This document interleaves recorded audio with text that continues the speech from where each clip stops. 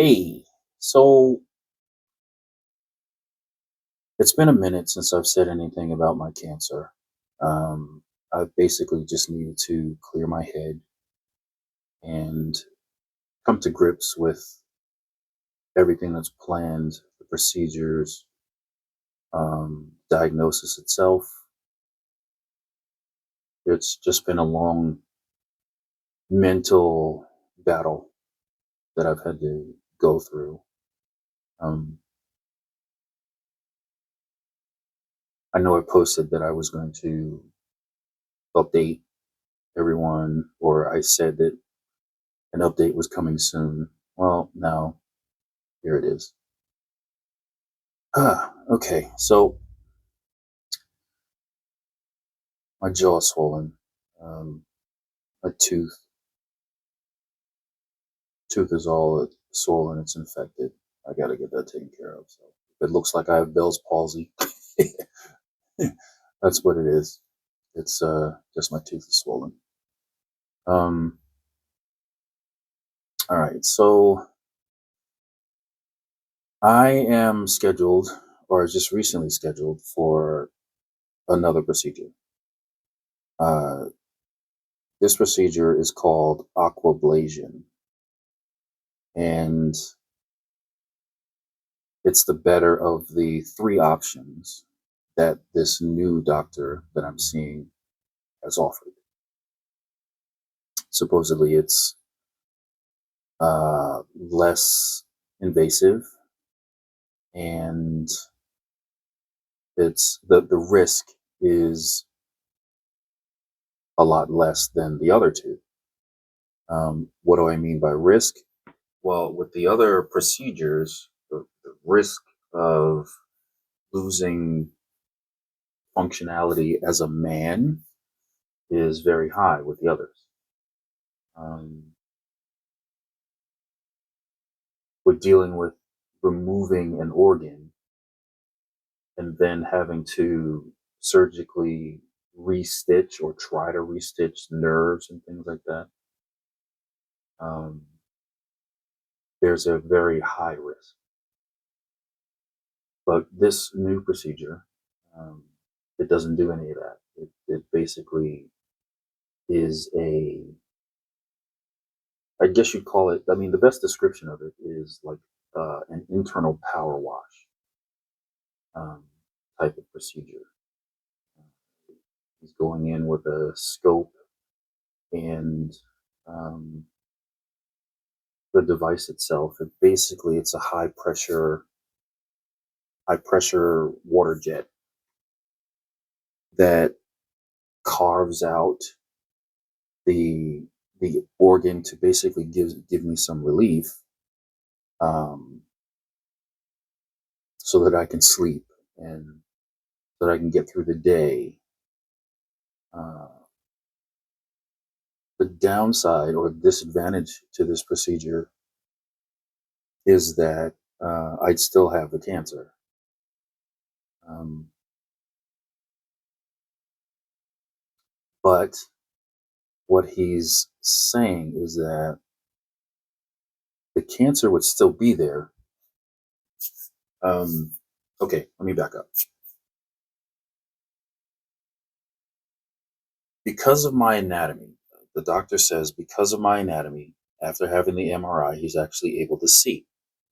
So because of my anatomy and the way the swelling from the previous procedure that I had, um,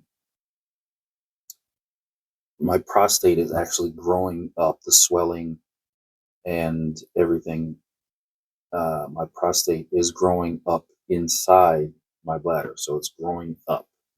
So the opening to okay, so the prostate is here, the bladder is here, so it actually sits underneath, right? So my prostate has actually grown up and spread that opening out, spread that. Let me see that. So it's actually okay. So the opening, and then to grow, it's growing up inside. The bladder's growing up inside, and it's spreading it open, right? So If you just remove the organ, just one, two, three, remove it, then the opening is still like that. Okay. It's not, it would take forever, if at all, to close and heal. So that's the other procedures um, that, well, that's the original procedure that I went for that was unsuccessful. So luckily, the doctor stopped. The original doctor, luckily, he stopped, and we're not doing that because I would permanently be incontinent, permanently be urinating on myself for the rest of my life. Nobody wants that. Nobody wants that. So we're not doing that procedure. So we're doing the aquablation twice, once now, and then once as needed later on down the road. Later on down the road. According to him, about 8 to 10 years, I would have to go back for the second aquablation. All right. So what's happening is with the aquablation, um, still growing inside, but with the aquablation, he's actually going to uh, power wash it back in, carve out the center. It's kind of hard to describe, plus using my hands. He's going to kind of power wash the prostate back down. The opening is still going to be there, but it can gradually close because he's not completely removing the prostate organ. So it's still there, but it's just going to slowly heal and close up. So in 5 years' time, 8 years' time, 10 years' time, the when he goes back, the opening itself will be much smaller. That way, he can just go ahead and carve it completely out or remove it at that time. So that's the plan for. That's the plan. I'm scheduled for this surgery. Um,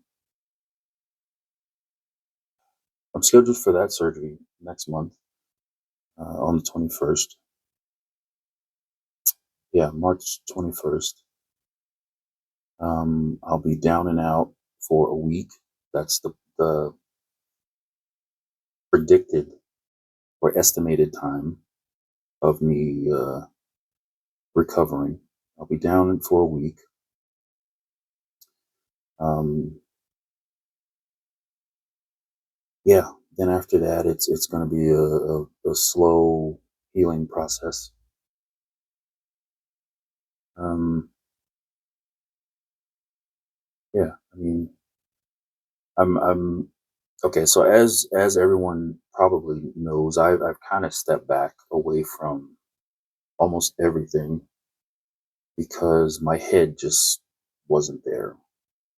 Um, this whole process has been a complete mental breakdown for me. It's been a complete mental fiasco, to say the least. So, um, unfortunately, because of the surgery, I'm not going to be at the first show, the Blacksburg show, the ANBF Blacksburg show. I'm not going to be there um, because of the surgery. But hey, health before money, right? Because if I'm not alive, I can't make money. So that's what that is. But all in all, being on a mental roller coaster has been something else. Um, yeah, mental health is something else. Mental health is extremely important. I've said it before in numerous videos. I'll say it again. Your mental health is, for man anyway, um, is it's kind of frowned upon when a guy is going through some mental issues, um, and it shouldn't be that way because I mean, a man is looked at or supposed to be strong all the time. You know, you're supposed to, even when you're kids, your parents or your grandparents or your friends, something happened, man up, shake it off, don't cry about it, suck it up, do something about it. This is what we're told from age one, two on up, you know, that's basically beat into our heads. Man up, suck it up, shake it off, walk it off. Yeah, but here it is,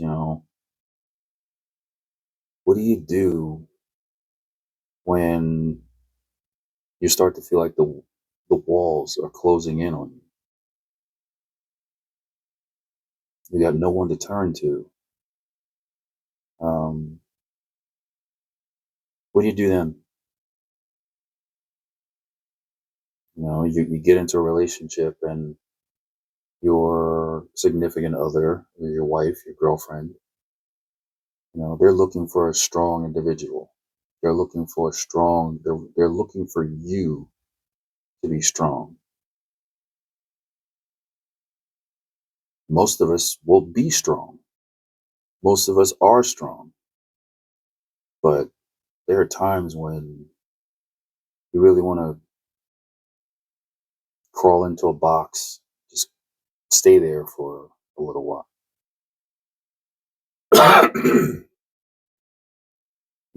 It's nice to be able to open up and be vulnerable to your significant other, but then deep down inside, you're thinking to yourself,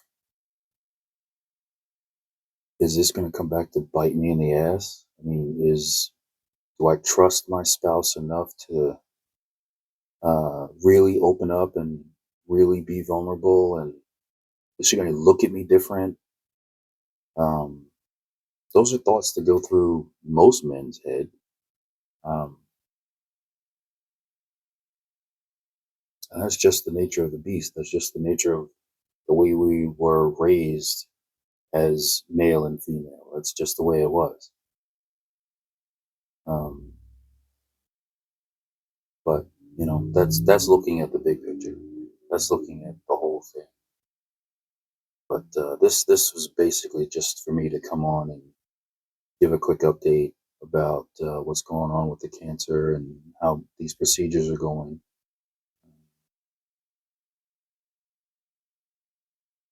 Yeah. So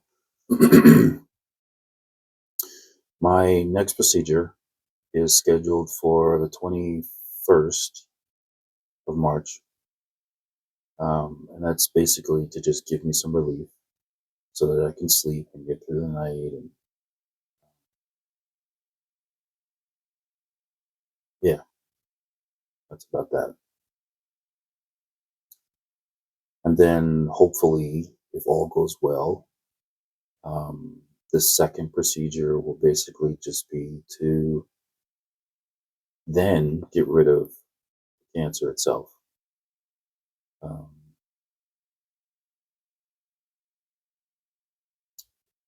I'm hoping that, once I completely dig into this diet, so basically, you're supposed to starve cancer from carbs and sugars, processed foods, and things like that. I never ate a whole lot of processed food. Well, I take it back. I mean, I go to McDonald's and shit like that, fast food places. But, Now I'm doing the bulk of the cooking here at home. So I've turned into a little bit of a chef. Um, uh, yeah, I do most of the cooking, and so far everybody likes it. So that's a good thing. But anyway, um, I'm not going to drag on much longer. I'm sure this video is already pretty long. I know everybody has the attention span of a gnat, very short attention span. So um, I'll leave it at that. Um, any questions? Anything you want to know? Anything at all? Leave a send me a text. Send me leave a comment. Ask whatever question you have in the comment section. Um, if you know of any support groups or support systems, rather, not just support groups, but support systems, um, you know, let me know. Because I personally, I would like to um, have get involved with some kind of a cancer support as well as a mental health support, a men's mental health support. I plan to do some more updates and maybe even a podcast um, on mental health. But really digging further into. I want to do a podcast about mental health in general, but I really want to dig deep into men's mental health because I know there's a lot of guys out there just really fucked up and they have nowhere to turn. So anyway, leave a comment, like, share, however they say. Leave that all down below. Send me a text. Reach out to me on Instagram. Um, see me in person. All right. You guys have a great day, great night. Like the new studio, like the new look. This is it. This is permanent. This is going to be my permanent solo location, my solo studio podcast location. Um, if ever I'm not in this little atmosphere, it's because I'm not in my studio. So I may go live or whatever from different parts of the house or whatever. But this is my permanent studio. All right. Take it easy.